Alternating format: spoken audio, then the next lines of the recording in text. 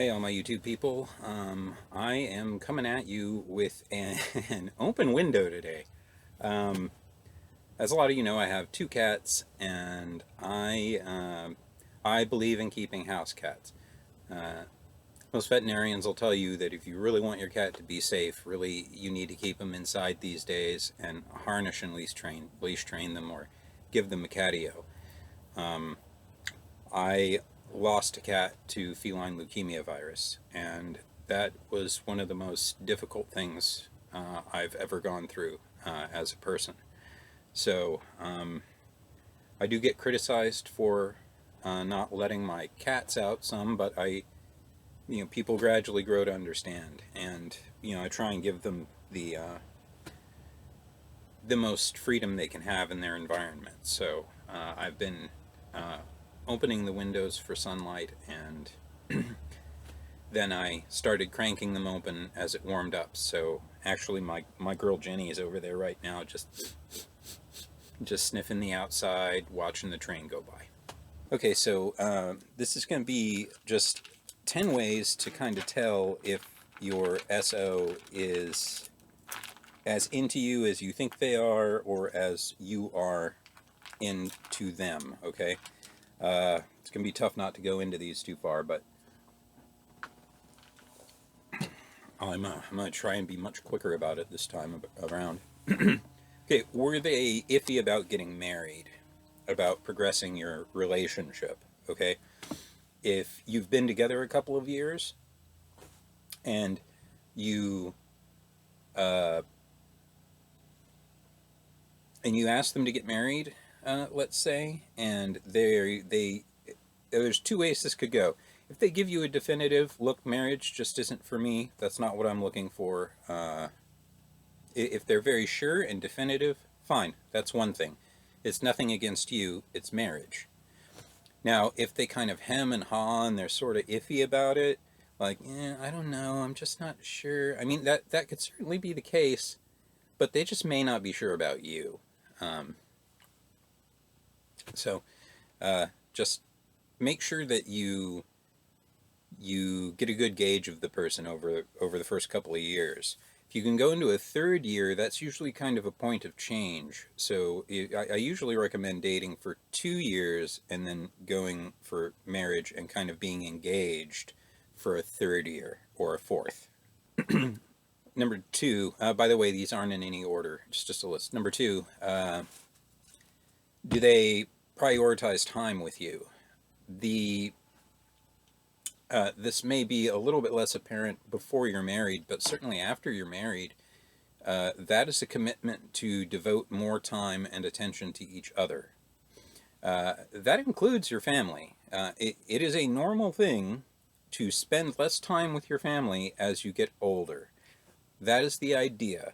The mama jaguar watches her kid for a couple of years. As soon as she sees that he can kind of do okay himself, she is out. She leaves him and just wanders into the woods one day. Okay? Um, that's kind of what our parents are supposed to do with us. You're supposed to get food to mouth. They help you do that. They change your crappy diapers for the first few years you're alive and teach you how to wipe your butt. And, maybe in some cases do a little hunting or fishing or something like that. Prepare food. Once those things are taught, I mean, really, um, life's just sort of just picking up little things kind of through that. But if their priority is still mostly to spend time with their family or friends or whatever, they're just not. If they were really really into you, they'd be prioritizing that time. Then on the flip side of that is, are they going out of their way to spend that time with someone else? Because if they are, then that pretty much says they don't really want to be around you. Um, if they're going and spending their weekend with their friends and family or whatever, something's wrong. They're just living with you. That's how I would feel. I'd feel like they're just my roommate during the week. Um, and once you kind of start feeling like roommates, it can really be over. Um, have they have they grown more condescending as time has gone on, as and perhaps have you done that as you guys have grown to know each other? Have you has your attitude towards each other kind of gotten more shitty? Uh, or that can be very one-sided sometimes too. Like, so, you know, somebody can just be berating to the other person, and it doesn't work the other way. And it can also serve to make that person unattractive. A lot of females, especially, don't realize that men don't just care how pretty you are. I know, like, we make it seem that way, but there's a lot more to attraction than just, you know, what's between your legs and how pretty you are. Okay, there's a lot more to it than that. Men want to know that they're going to have help occasionally. You know, they want to ensure that, you know, you really, you know, see them a certain way. It is extremely hard as a male. That's the only viewpoint I can share, to be condescended to in a relationship, especially by someone who has 17 years less experience than you do. If you're in that situation and you're with somebody who's considerably older, I'd kind of heed to their, and they seem to have done okay in life at least, I'd kind of heed to their advice more often than not. But this is, I would avoid large age gaps for that reason. I haven't had too much success with huge age gapped relationships. This relationship, I am 17 years older, and although there's been a lot of fun in it, I feel like my age has been a problem as well. I digressed a little bit there. Are they keeping up with their hygiene and general appearance? Do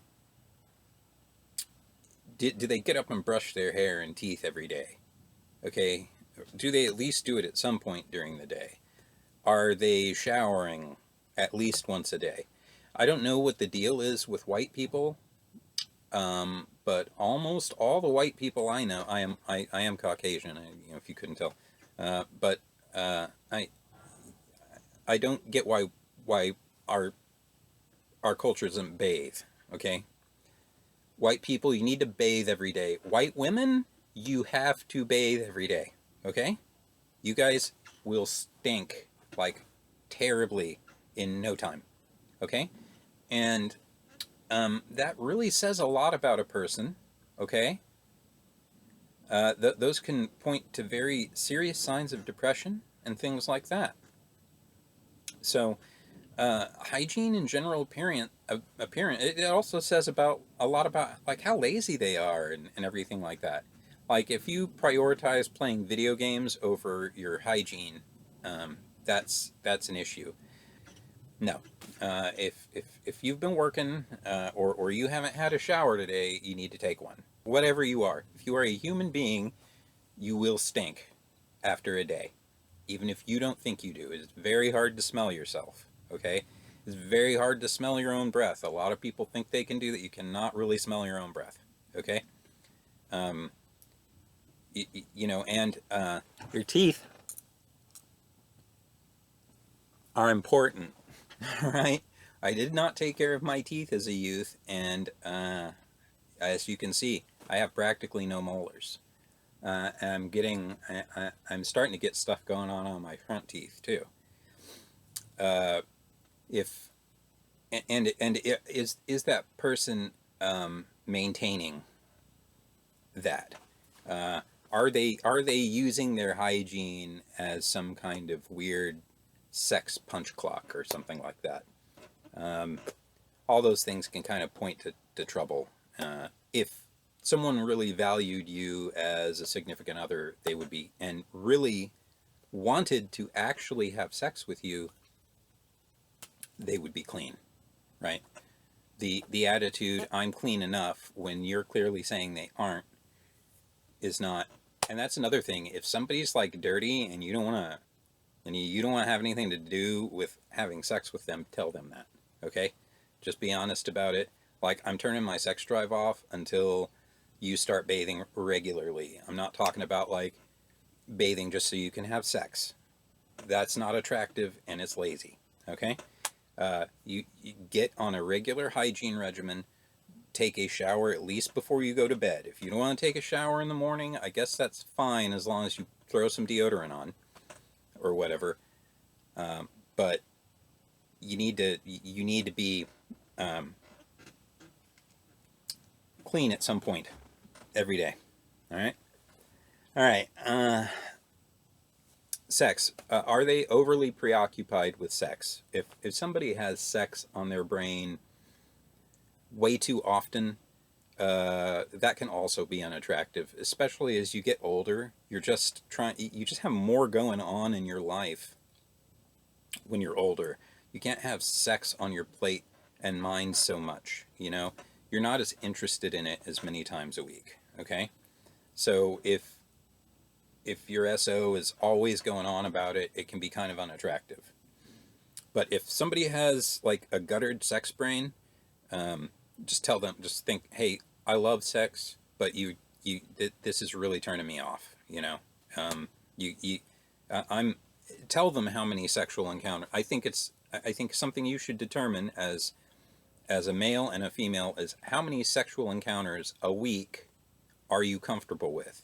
And ladies, if you're, and a lot of ladies get with older guys, um, I can tell you right now, I've been having sex so hard as a 45-year-old guy, I literally thought I was going to have a heart attack.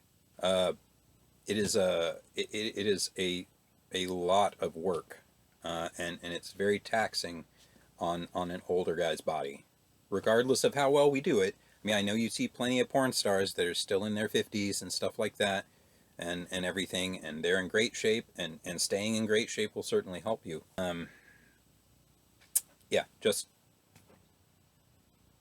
be more honest about that. And if they're turning you off in some way with their overly sexual attitude, then just make it clear. Are they are they iffy about moving into bigger housing or better housing? You know, that should be pretty self-explanatory right there. Do they? Uh, because I'm going to say, do they have issues committing to things in general? Okay, or are they having issues fulfilling promises and obligations that they make to you in your relationship? When the ball is dropped, is appropriate responsibility taken, or are we always trying to pass the buck, or try and say it's not our fault, or try and say it's the other person's fault? That just says a lot about a person's character and the type of person they are. Uh, People want assistance in life. Your significant other is not a servant. Okay, if you're getting into a marriage or a relationship to have a servant, that's probably not going to work out unless that's what that person is into. And never get together based on a kink. So, you know, you shouldn't do that anyway. Uh, do you hear things? Do you hear rumors? Do you see like pictures of her on social media where they're places that they weren't supposed to be? Are you aware of their location all the time? Uh, are you allowed to know their location all the time? Or are you at that point in your relationship, right? If if someone cares about you, they want to set your mind at ease and make sure that you understand you're not being cheated on. You know, that's why we use certain language when we talk about things. If I'm talking about a coworker, for example, I might try and use a more gender neutral pronoun if they're just a faceless coworker to me. I might use a name, perhaps. But generally, I try and use a neutral pronoun just to say, hey, this is some just worker drone that showed me a thing. I have no, you know, liking really even of them whatsoever. If you're using more definitive language there, that could kind of say something. If if you're talking to your SO and they say, uh, let's say I'm talking to my SO and or she says, uh, one of my coworkers showed me something that was really cool, yada yada yada yada, and you say, oh yeah, that's kind of neat, and then she says, yeah, I'll have to thank him for that. What she's trying to tell you there is that some other guy showed me something and I liked it. All right. If they're doing that, you're in trouble already. You're in trouble already. The way that we use language is very important, and um, the way and if what are the excuses about being those other places if they're caught there? Like, hey, what are you doing? What are you doing there? You know, well, they were just taking me home, and if it's a legit excuse, fine. Um, if I would be I would be skeptical of any significant other that seems to again be spending more time away from the relationship than in it. I'm not necessarily trying to say that they're cheating, uh, but they are obviously only interested in being with you at certain times and perhaps for certain things. Uh, yeah, yeah. Are you like? Do you get text messages like, "Hey, where are you? Your chick's here." If you're not into somebody, don't backburner them. Uh, do they reciprocate if they have been slipping away and you've noticed it and you try and pull them back? If they're spending every weekend, every bit of their free time with their sister, and you point this out, notice it, say, hey, I'd like to, maybe have a little bit more of your time. We need to start doing things that we used to do as a couple again, and there's resistance there. I would think it's over already. Uh, if there's no reciprocation to your efforts, that's very strange because that's normally what they're looking for by doing those things. Uh, if they're not looking for that, then they're just looking to be out of the relationship. Going and running, signing out.